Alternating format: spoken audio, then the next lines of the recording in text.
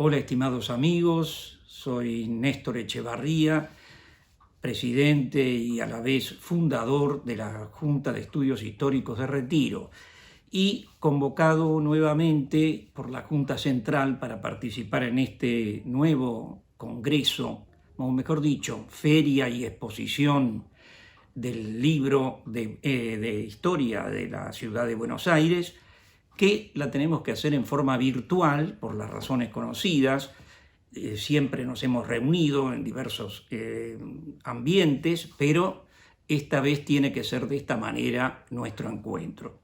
Y naturalmente me siento muy agradecido de la invitación y a la vez interesado y entusiasmado para hablar de un tema que ya en repetidas veces hemos estado insistiendo y hablando, que me refiero a las galas líricas que anualmente hacemos con la Junta Central y que reflejan ese panorama de la ópera en la ciudad de Buenos Aires, un panorama que tiene ya casi 2 siglos de vida. Fíjense que en el año 2025 se van a cumplir justamente esos 2 siglos de la primera representación operística integral con un barbero de Sevilla en el viejo llamado Coliseo Provisional. Bien, pero en este caso vamos a ir a otro ángulo de este gran continente de la lírica que tiene la ciudad de Buenos Aires, con esta gran tradición, y este ángulo al que me refiero es el de una ópera argentina que se estrenó el mismo año de la apertura del Teatro Colón, porque precisamente esa ópera, que se llama Aurora y es del famoso compositor Héctor Panizza, fue motivo de un encargo para participar de la temporada inaugural del Colón, que había empezado con Aída unos pocos meses antes. Pero en septiembre de este año 2008, al que me estoy refiriendo, se va a realizar el estreno de Aurora de Ettore Panizza, como lo llaman en Italia. Panizza nació en Buenos Aires. Nació en Buenos Aires justamente en 1875. Estudió en Milano, en el Conservatorio Giuseppe Verdi de Milán, y naturalmente su origen paterno y toda la familiaridad con Italia hace que los italianos lo hayan bautizado como Ettore Panizza. Este compositor muy brillante y muy buen director de orquesta, que fue un poco el motivo más relevante de su carrera, compuso 4 óperas, pero indudablemente Aurora fue su obra maestra, fue su obra más conocida y mundialmente también más extendida, y naturalmente que la dirigió él en el estreno argentino, contó con cantantes por lo general italianos en primeros lugares. Por ejemplo, fíjense, hablamos del tenor Amadeo Bassi, que era un italiano que había participado en varios estrenos y que también había participado en el estreno del Colón mismo en la representación de Aída inicial. La soprano María Farnetti personificaba a Aurora, la titular de la ópera, figura muy conocida del verismo italiano también, de grandes compositores que le encomendaron personajes. Y tenemos también al formidable barítono Tita Ruffo, que fue uno de los más queridos cantantes que actuaron en el Colón y en tantos teatros. Florentino de origen, Tita Ruffo sin duda es una de las figuras cumbre de la lírica en la cuerda baritonal.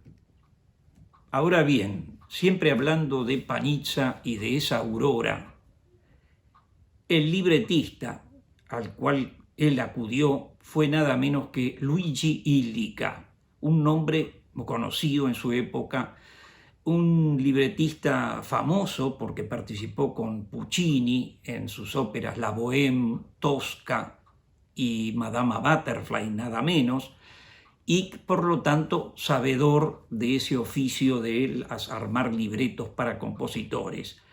Y a la vez Héctor Quesada, que fue un participante argentino que ayudó a ilustrar el tema que se refería a los años, a una ubicación, digamos, en Córdoba, Argentina, en los años previos a la declaración de la independencia, pero también de la Revolución de Mayo.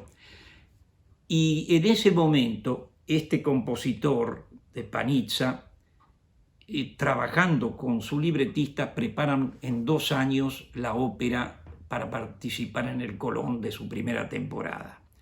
El argumento es muy curioso, muy simple. Hay un enamoramiento entre Mariano, que es el protagonista, un juvenil entusiasta del patriotismo, como el de los patricios que bregaban por la libertad ante la realeza, y por otro lado, Aurora, que era la hija nada menos que del gobernador de Córdoba, realista. Eso suscitó indudablemente un drama entre los enamorados y la oposición terminante del barítono, que era el protagonista, o sea, Tita Rufo, de ese personaje. Bueno, indudablemente ahí entra la acción en momentos ríspidos, y hay, por supuesto, escenas corales, hay escenas de conjuntos, hay escenas a dúo entre los protagonistas, solos también, pero hay una que indudablemente es la que más ha marcado el rumbo de esta ópera, la famosa Canción a la Bandera. ¿Por qué? Porque esto ocurre entre el segundo acto y el tercero. Es un intermedio épico, como se le ha llamado, en el cual los patriotas, comandados y de alguna manera con la participación principal, protagonista de Mariano, tratan de mostrar con eso, con esa canción, su protagonismo y su ánimo de derrocar al gobierno reinante. Y aquí viene ese intermedio épico con la Canción a la Bandera. Esto se ha convertido sin duda en el emblema de la ópera. El nombre de Aurora, que no es el título de la canción. La canción es Alta en el cielo, que son las primeras estrofas. Pero se popularizó con ese nombre porque después, pasado cierto tiempo, la ópera, no olvidemos que se presentó en italiano, no en castellano, se presentó cantada por todo un elenco italiano y en sucesivas funciones también siguió siendo así. Lo que pasa que, lógicamente, con el correr del tiempo se la pasó a nuestro español y se convirtió en una ópera ya más argentina por el idioma mismo. Y es más, el Ministerio de Educación, por la década del 40, proclamó esta Canción a la Bandera como un saludo a la bandera, bajo esa denominación. Pero todo el mundo la empezó a llamar Aurora. Y por lo tanto, todos los que hemos asistido a escuelas en esa época, fíjense ustedes, y muchos de los que me escuchan recordarán, indudablemente estábamos habituados a cantar la Canción a la Bandera de Aurora cuando el izamiento de la enseña patria. Ahora bien, esta ópera termina con el drama muy cargado por la escena del fusilamiento de la gente que había entrado en desacuerdos y en una oposición, y entonces concluye con la muerte de la propia Aurora. Muerte de Aurora, que les voy a leer un párrafo, en ese momento acompañada por la frase dramática de Mariano: te amaré eternamente porque el cielo es aurora y es aurora de la patria. Es una forma de generalizar y de dar una simbolización al fenómeno. Entonces allí es donde se proclama un poco esta magnífica página como una página de mucho arrastre popular. Tuvo que ser visada por el tenor Bassi en la función inaugural y después siguió y ha sido grabada por grandes cantantes, también en la versión italiana primeramente y posteriormente en la versión ya española. Esos famosos versos efusivos, poéticos, que dicen: alta en el cielo, un águila guerrera, audaz se eleva en vuelo triunfal, azul un ala del color del cielo, azul un ala del color del mar. Y que finaliza diciendo, es la bandera de la patria mía, del sol nacida que me ha dado Dios. Un intermedio que justamente ha hecho época, que está revelando la capacidad también del gran Panizza, un músico que más allá de compositor pasó a ser indudablemente un magnífico director de orquesta. Y voy a sintetizar en estos 2 puntos. Estuvo vinculado a la Scala de Milán en la época del gran Toscanini, porque Toscanini lo apreciaba mucho, como un maestro permanente del elenco estable de la Scala durante varios años. Estuvo vinculado también al Metropolitan, 8 años en Nueva York, participando de sus temporadas, al Covent Garden de Londres, a la Ópera de Chicago y por supuesto al Colón de Buenos Aires, que lo tuvo tantas veces en grandes funciones durante un largo periodo. Panizza vivió hasta el año 1967, cuando falleció en Milán, donde se había radicado en sus últimos años, a los 92 años de edad.